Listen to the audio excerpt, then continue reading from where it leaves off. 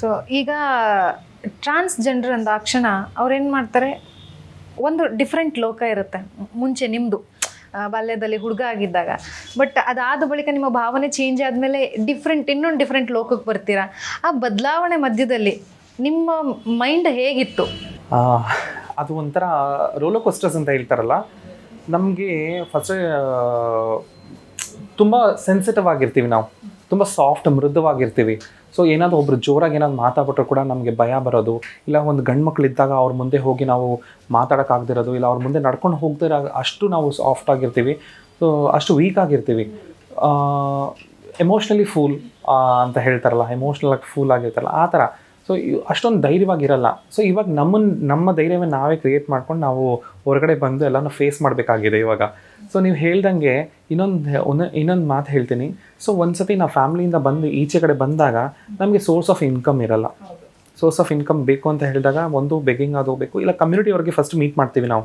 So ಇವಾಗ ನನ್ನ ಮನೆಯಿಂದ ಹೊರಗಡೆ ಹಾಕ್ತಾರೆ, ಹೊರಗಡೆ ಹಾಕಿದ ತಕ್ಷಣ ನಾನು ಫಸ್ಟ್ ಎಲ್ಲಿ ಹೋಗ್ತೀನಿ? ಬೇರೆ ಏನೋ ಆಪ್ಷನ್ನೇ ಇಲ್ಲ, ನಮ್ಮ ಸಮುದಾಯದ ಹತ್ರನೇ ಹೋಗಿ ಮೀಟ್ ಮಾಡಬೇಕು. ಇಲ್ಲಾಂದರೆ ಇಲ್ಲ ರೋಡಲ್ಲಿ ಎಲ್ಲದು ಮಲಗಿರಬೇಕು, ಇಲ್ಲ ಯಾವುದಾದ್ರು ಹೋಟೆಲ್ ಕೆಲಸ, ಏನಾದ್ರು ಒಂದು ಸಣ್ಣ ಪುಟ್ಟ ಕೆಲಸ. ಅದು ಯಾವ ಐಡೆಂಟಿಟಿಯಲ್ಲಿ? ನಾರ್ಮಲ್ ಐಡೆಂಟಿಟಿಯಲ್ಲಿ. ನೀವು ಚೇಂಜ್ ಆಗಿ ಜೆಂಡರ್ ಚೇಂಜ್ ಆಗಿ ಏನಾದ್ರು ಹೋಗಬೇಕು ಅಂತ ಹೇಳಿದ್ರೆ ಯಾರು ನಿಮ್ಗೆ ಅಕ್ಸೆಪ್ಟ್ ಮಾಡಲ್ಲ. ಅದಕ್ಕೆ ನಾವೆಲ್ಲಿ ಹೋಗ್ತೀವಿ? ನಮ್ಮ ಸಮುದಾಯದ ಹತ್ರನೇ ಹೋಗ್ತೀವಿ. ಅವ್ರು ಏನು ಮಾಡ್ತಾರೆ, ಅವ್ರಿಗೆ ಬೇರೆ ಏನೋ ಆಪ್ಷನ್ನೇ ಇಲ್ಲ. ಸೊ ಅವಾಗ ಏನು ಮಾಡ್ತಾರೆ, ಬೆಗ್ಗಿಂಗ್ ಕಳಿಸ್ತಾರೆ, ಇಲ್ಲಾಂದರೆ ಬೇರೆ ಯಾವುದಾದ್ರು ವೃತ್ತಿಗೆ ಕಳಿಸ್ತಾರೆ. ಸೊ ಅಲ್ಲಿ ಫೈನಾನ್ಷಿಯಲಿ ಸ್ಟ್ರಾಂಗ್ ಇದ್ದರೆ ನಾವು ಯಾಕೆ ಈ ಥರ ಹೋಗ್ತೀವಿ? ನಮ್ಮ ಹತ್ರ ಒಂದೇ ರೂಪಾಯಿ ಇಲ್ಲ, ಇವಾಗ ನಾವು ಹೊರಗಡೆ ಹೋದರೆ ಹೆಂಗೆ ಬದುಕ್ತೀವಿ? ಹೌದು. ಸೊ ಇವಾಗ ಆ ಥರನೇ ಬರುತ್ತೆ. ಎಂಡ್ ಆಫ್ ದ ಡೇ ನೀವು ಥಿಂಕ್ ಮಾಡಿ, ನಾವು ಹೊರಗಡೆ ಬಂದಾಗ ಬೇರೆ ಏನೋ ಆಪ್ಷನ್ನೇ ಇಲ್ಲ. ಈಗ ನೀವು ಹೇಳಿದ್ರೆ ನಮ್ಮ ಹತ್ರ ಫಿಟ್ ಇಲ್ಲ ನಾವು ಅಂತ ಹೇಳಿ, ಅಂದರೆ ದುಡ್ಡಿಲ್ಲದೆ ಏನೇ ಮಾಡೋಕ್ಕೂ ಸಾಧ್ಯ ಇಲ್ಲ ಅಂತ ಹೇಳಿ.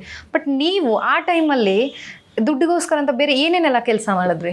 ನಾನು ಪಾರ್ಟ್ ಟೈಮ್ ಆಗಿ ತುಂಬ ಕೆಲಸಗಳು ಮಾಡ್ತಾ ಬಂದೆ. ಬಿಫೋರ್ ಟ್ರಾನ್ಸ್ಫಾರ್ಮೇಷನ್ ಸ್ವಲ್ಪ ಸೇಫ್ಟಿ ಮಾಡ್ಕೊಂಡಿದ್ದೆ. ಆಮೇಲೆ ನನ್ನ ಫ್ಯಾಮಿಲಿ ಸಪೋರ್ಟ್ ತೊಗೊಂಡೆ. ನಾನು ಟ್ರಾನ್ಸ್ಫಾರ್ಮೇಷನ್ ಟೈಮಲ್ಲಿ ನನ್ನ ಫ್ಯಾಮಿಲಿ ಸಪೋರ್ಟ್ ತೊಗೊಂಡು ನಾನು ಪಾರ್ಲರ್ ಶುರು ಮಾಡಬೇಕು ಅಂತ ಹೇಳ್ಬಿಟ್ಟು ನಾನು ಕಂಪ್ಲೀಟ್ ಕೆಲಸ ಮಾಡ್ತಿರ್ತೀನಿ. ಅವ್ರಿಗೆ ಗೊತ್ತಾಗ್ಬಿಡ್ತು ನಾನು ಟ್ರಾನ್ಸ್ ಪರ್ಸನ್, ನನಗೊಂಥರ ಭಾವನೆಗಳು ಬದಲಾಗಿದೆ, ನಾನು ಈ ಜನರಲ್ಲಿ ಇರಲ್ಲ ಅಂತ ಹೇಳ್ಬಿಟ್ಟು. ಗೊತ್ತಾದಾಗ ಅವ್ರೇನು ಮಾಡ್ತಾರೆ, ನನ್ನ ಕೆಲಸದಿಂದ ತೆಗ್ದಾಕ್ತಾರೆ.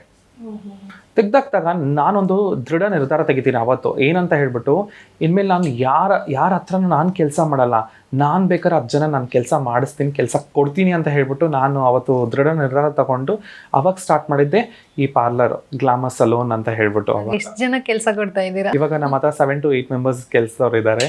ಸೊ ಕೆಲಸ ಮಾಡ್ತಿದ್ದಾರೆ. ತುಂಬ ಖುಷಿ ವಿಚಾರ ಅದು ಆ್ಯಕ್ಚುಲಿ. ಅವ್ರಿಗೆ ಅಕಾಮಿಡೇಷನ್ ಕೊಟ್ಟು ನನ್ನ ಮಕ್ಳ ಥರ ನಾನು ಸಾಕ್ಕೊತಿದ್ದೀನಿ ಅವ್ರನ್ನ.